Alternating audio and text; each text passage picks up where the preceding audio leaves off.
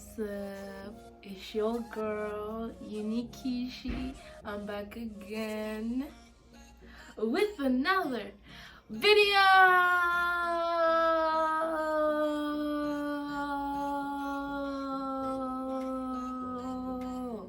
Hey guys, I am back. I'm here. I know I've not been giving what I was supposed to give. Very much monthly subscription vibes. I'm sorry. I've just kind of been a lot going on. I'm taking summer classes. I'm working.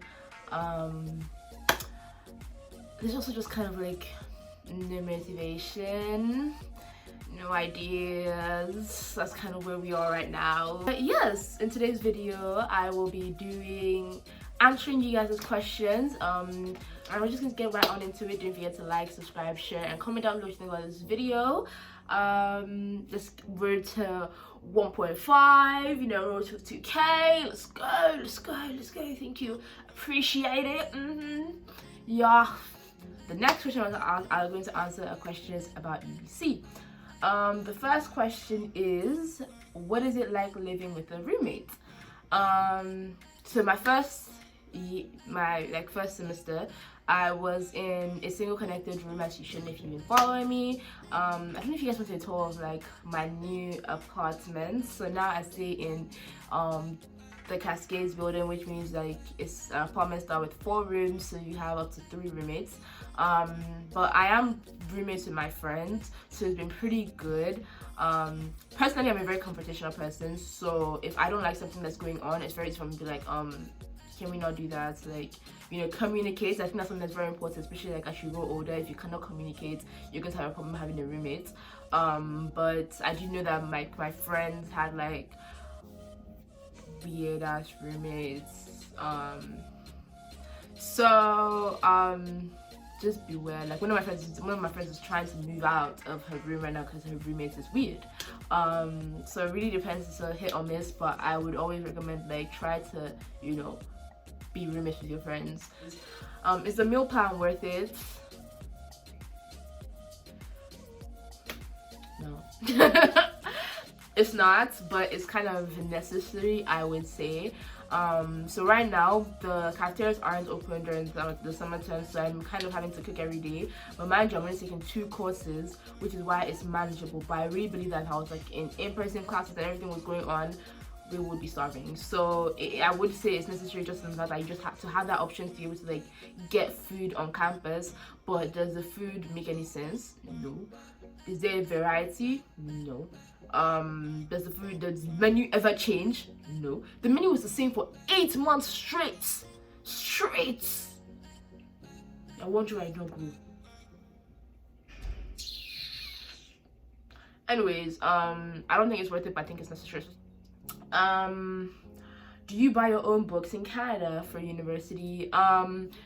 It's weird. So I do know that there are websites you can use to buy books, but what some professors do, they'll like put the textbook and the access code together in the textbook, so you have to buy it like from UBC's bookstore, which means it's expensive. Like I remember, I can never forget my first time buying books here. That bill was $300 something for like 4 textbooks. I was like, for book I'm going to for 4 months, and that was it. And they're not even like, they're online, so you can't even like give it to somebody else. Like it has an access code, so you can't even, like, it expires. But yes, some textbooks you have to buy from campus, but some you can like buy from Amazon. Just make sure it's the right edition on the right book. Like, if you know. My question is, do you know if Canada does scholarships, and how does it work? Yes, they do scholarships, but Canada is a lot bigger on anything that's not sports. Yeah, it's not like you don't really get scouted like you do in the US. It's like you get more scholarships for academic things and for like music, I would say, and volunteering and, you know, leadership things, rather than, you know, sports, which is what I was more inclined to. But one thing I remember my physics teacher told me in high school was that there are so many people that just like what's the word, they sponsor students basically, and like they give scholarships, and there's so many scholarships available and people don't know of them. So people don't even apply for them, which means the competition is less and you have a better opportunity of getting those scholarships. But you have to go out and look for them, like it's a whole process. But he was like, he even got one scholarship because he was the only person that applied to it, which is very possible because it's that difficult to find, you know. But they are available. I don't know where they are. I do know there's a called Grants Me Scholarship, something like that, and they do give people scholarships based on your academics and all of that. But I didn't really go into it, so I don't know, but I'm sure they are. Next question is, what are the requirements for international students? I get this a lot in my DMs, and I'm not trying to be rude or anything, but you do know that there's a website for a reason, and I need you to understand that every school is different, so I cannot tell you what the requirements are going to be for your school or your program. So you need to do the research for your program. You need to do the research for the schools you want to go to, because I cannot be like checking, I cannot be telling you what you need to do for medicine. Like it's literally there. Like especially like UBC, you ask like international students, a student from like other provinces from BC, like you can see what you need to get in. Like just, it's a 5-minute search, just like look for it. But yes, on the website. Next question is, what is a major thing you need to have in college that you wish you knew about before you went in? I personally feel like I did a lot of research. Like I'm that person who watches millions of YouTube videos just to like make sure I don't miss out on anything. I don't think there's anything I didn't have that I needed, but I do think that that was just a lot difficult transitioning from high school to university, especially like because university was online. It was a very difficult transition, but yeah, I really think it's just like having the right mindset and understanding where you're coming into, what it requires of you to, you know, do well and succeed, and just learning a lot of discipline. I think that's very important. You need to have discipline, and that's something I wish I really deep and understood before I came in. Is it better to stay on campus or an apartment close by? So if you are staying, okay, I'm going to try to explain this as quickly as possible. So UBC, I'm going to talk about UBC because that's what I know about. UBC basically has about 4 different types of rooms. You have the single connected rooms, which is the one I was in before. We have the single room, which is basically like a Nigerian dorm where like everybody stays in their single rooms, and then like, there's a communal bathroom on the floor. So those 2 type of rooms, a meal plan is necessary, which means you do have to have the meal plan for school, which makes your housing more expensive.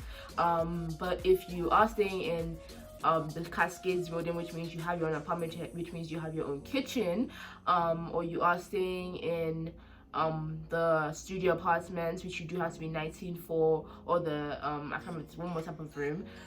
It's not necessary to have a meal plan, so you have the choice of, you know, cooking for yourself or adding a meal plan on your own. But I would say that it really depends on the cost. The closest place to live off campus close to UBC is Academy Hill, and it's pretty pricey. So if there's no space, it's kind of like your only option. But I personally will not be doing that hill every day. We will not be doing that. I'm so happy I got residence for like second year because I didn't know how to do that. Like I had a friend that lived up there, and like going to see her, I was like, girl, what is this? For what? Yeah, I can't imagine having a 7 a.m. class and having to walk down that hill.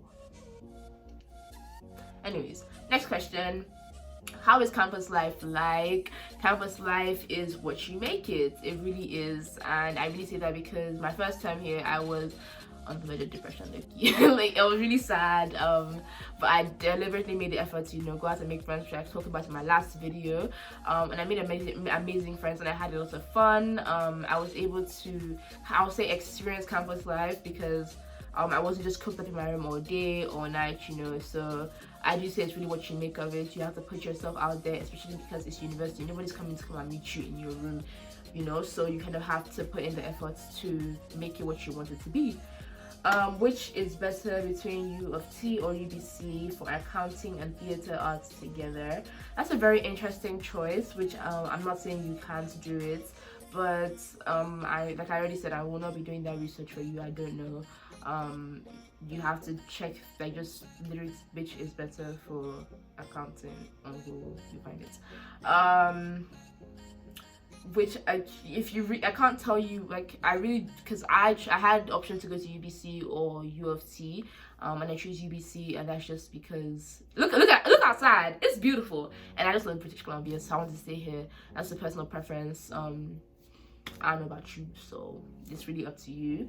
I really want to know about courses for international students. Please, how is schooling? Kind of like, it's really what, like, you can do whatever you want to do. I do know it's more difficult to go into medicine as an international student here, but apart from that, you can do anything you want to do. You literally just need to go to the website of any school you want to go to, check, like, literally check their programs and see all the multiple options you can pick.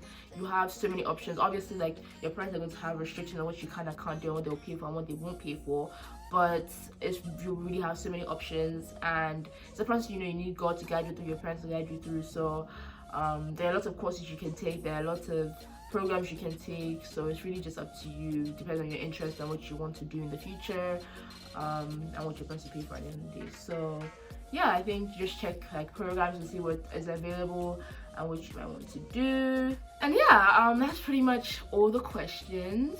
And quick question, are you vaccinated? Like, are you guys vaccinated? I'm not yet, but I really want to get vaccinated.